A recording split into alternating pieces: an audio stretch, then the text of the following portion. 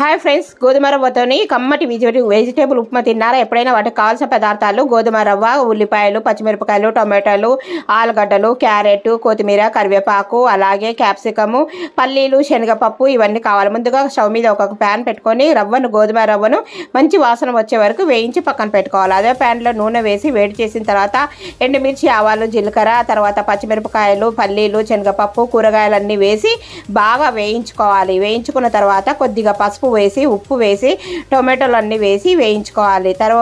తర్వాత ఇవన్నీ వేగిన తర్వాత ఒక గ్లాసు రవ్వకు 3 గ్లాసుల నీళ్లు పోసి స్టవ్ మీద పెట్టి మరగనివ్వాలి మూత పెట్టి. చూడండి, ఈ విధంగా మరిగిన తర్వాత వేయించుకున్న గోధుమ రవ్వని వేసి పెట్టుకుంటే టేస్టీ వెజిటేబుల్ ఉప్మా రెడీ అవుతుంది. కింద లింక్ ఇస్తాను చూడండి. వీడియో నచ్చినట్టయితే తప్పకుండా లైక్ చేయండి, షేర్ చేయండి, కామెంట్ పెట్టండి, సబ్స్క్రైబ్ చేసుకోండి.